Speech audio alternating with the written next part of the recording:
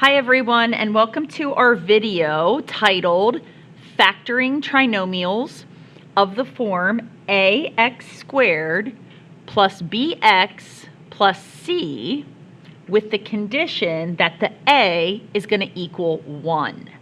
Okay, so let's talk about this. We've already factored a little bit. In our last lesson, we factored or broke down polynomials by what we call factoring by the greatest common factor. So that's one style of factoring.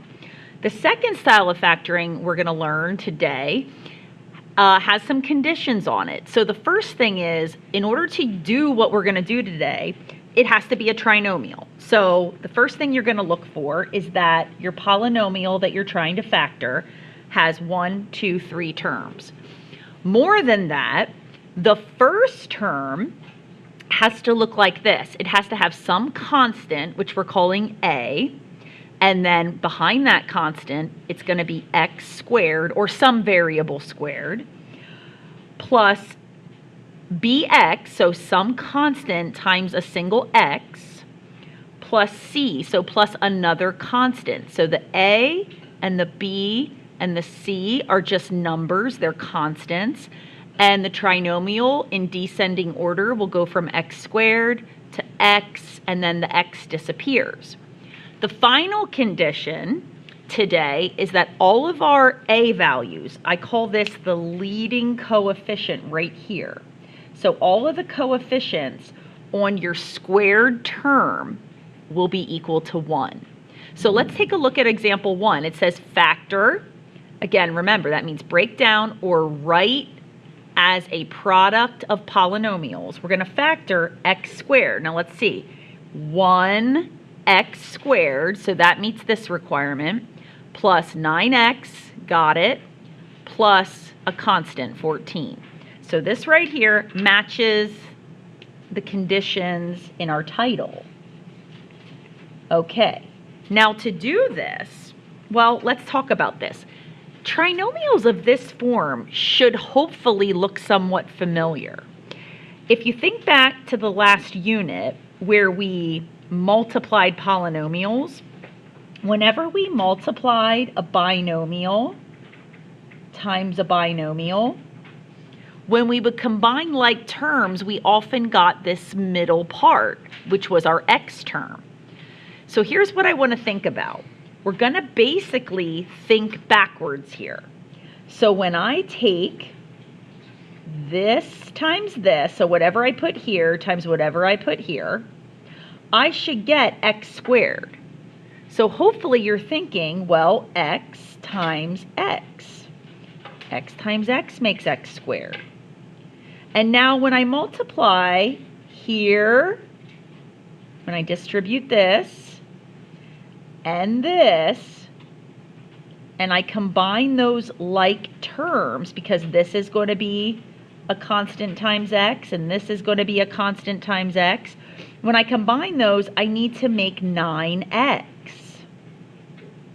But at the same time, when I do this last distribution, they have to multiply to give me 14. So I'm looking for two numbers that multiply to give me 14, but when I add those two numbers together as like terms, I get a 9. So I'm hoping, and pause this if you need to think about it, I'm hoping you're thinking that 7, positive 7, times positive 2, positive 7 times positive 2 makes that 14, and positive 7 plus positive 2 makes 9. So let's check it. Let's see if we did it correctly. Let's actually take this binomial times this binomial. So x times x, just like we said earlier, is x squared. X times 2 is positive 2x.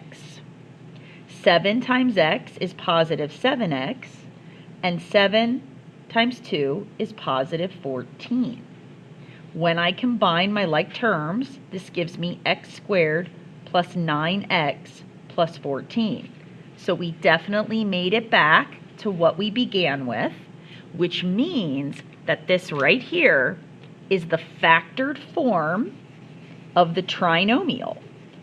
Remember, to factor means to write as a product, and here's your product because these two parentheses side by side indicates multiplication. So this is a product of two binomials representing the factored form of the trinomial. Okay, now let's go to the next one.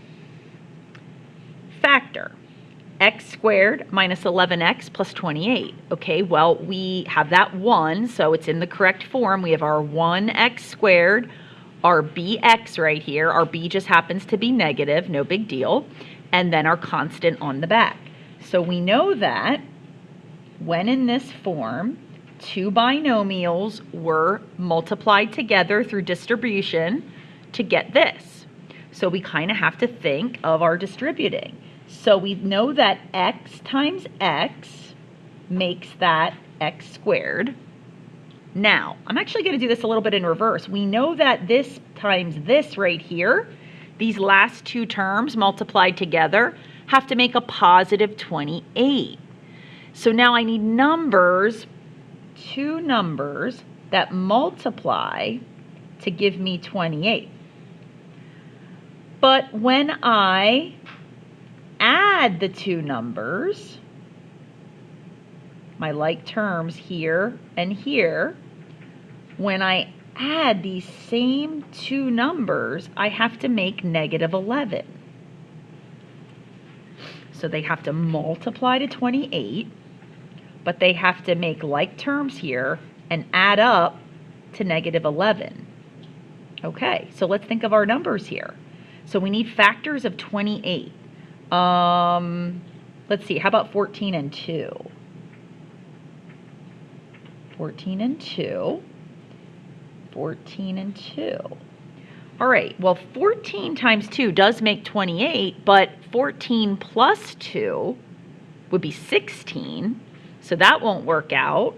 And even if I tweak these signs, like I could also, a negative 14 times a negative 2 would also make a positive 28, but a negative 14 plus a negative 2 makes a negative 16. So this is out. That's not going to work. Do we have any other factors of 28 that could potentially add to negative 11? Well, let's see. How about 7 times 4? 7 times 4 is 28. Is 7 plus 4 negative 11? Well, no, it's positive 11.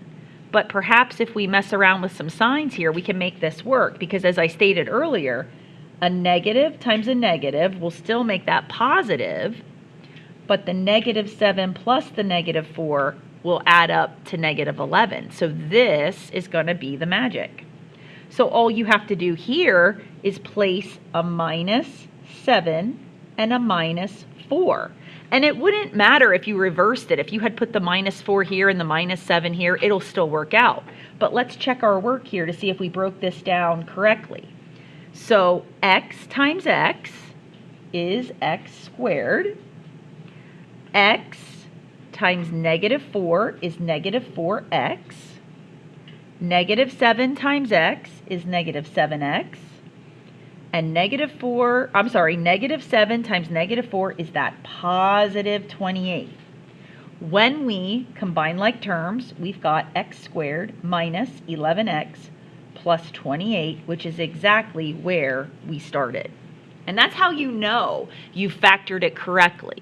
Again, just looking here, the two numbers that you put here and here with their signs, they must multiply to the back, but add to the middle. And they do. Okay, let's look at our last example here. It's got the correct form, got our 1x squared, our x term, and our constant. So let's get going. So I'm sensing a pattern here. I know that I'm going to put an x here and an x here because that's the only way to make x squared.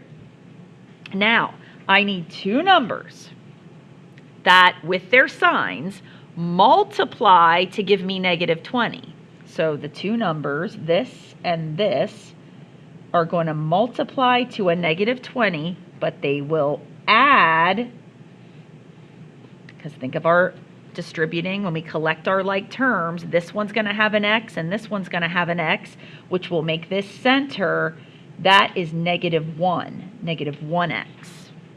So two numbers that multiply to -20 but add to -1. Well, I hope you're thinking -5 and 4. -5 times 4 is -20, but -5 plus 4 is -1. So I must put a -5 and a +4. Let's check it, just to be sure. So we've got x times x is x squared. We've got x times 4 is 4x. -5 times x, -5x. -5 times 4, -20. Combine those like terms. We've got x squared minus 1x minus 20. And so long as that's what you started with, you know you did it correctly.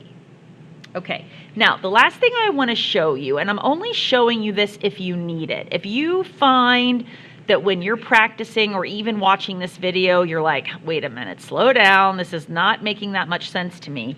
Here is something you can do to potentially help you organize your work. I'm going to turn this over and recopy the first problem. So the first problem said x squared plus 9x plus 14. So you do know you're going to have these two parentheses as part of your answer. But one way it might help to organize your work is to say this. Above this guy, I would put multiply. And above this guy, I would put multiply. And above this guy, I would put add. Now, this means that underneath the x squared, I want to think of two terms that multiply together to give me x squared. And I hope you're thinking x times x. Okay. Now under here, I need two numbers that multiply to give me 14. So right off the bat, I think of 7 times 2.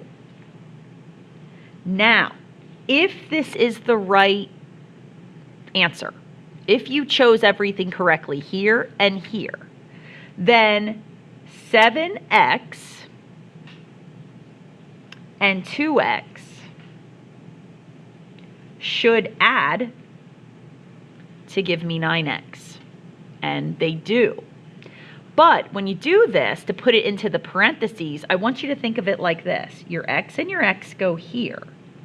But now, since the x and the 7 needed to be multiplied together to make 7x, I want you to think of the x and the 7 as being connected by distribution on that outer part here of your expression. So I'm going to put the 7 there.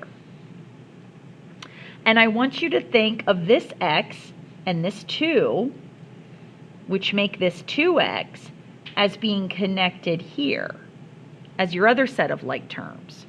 So here's your 7x and here's your 2x, which add to your 9x, and then they're both positive, and there you have it. So you see your x squared and your 7x and your 2x and your 14.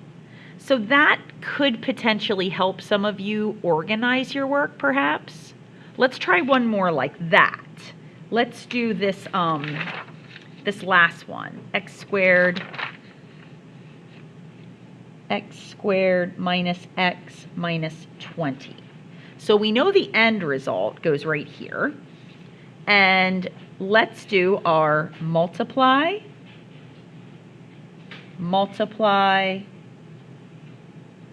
add. Okay? So again, pretty simple to say that our x squared will be x and x. Okay? Now, two numbers that multiply to give me that negative 20. Now, we already know the answer from the other side, but let's just say we were fooling around with like 5 and 4. Well, you have to think here about signs. Obviously, one of these has to be negative to multiply to give you a negative 20. But which one, so that the 5x and the 4x add to a negative 1x? Well, you know that when you add a 5x and a 4x to get a negative 1x, this guy right here has to be negative, which means this guy right here has to be negative.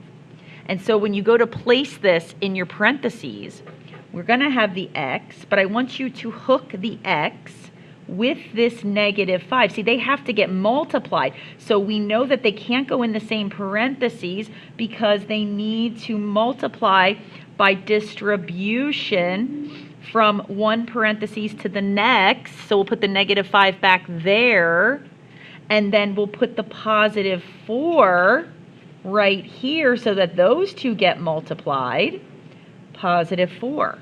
So we have x plus 4 and x minus 5 as our final answer. So feel free to use that sort of template. It's like you're unwrapping foil. Or not foil, we're not calling it foil. Never mind, I never said that.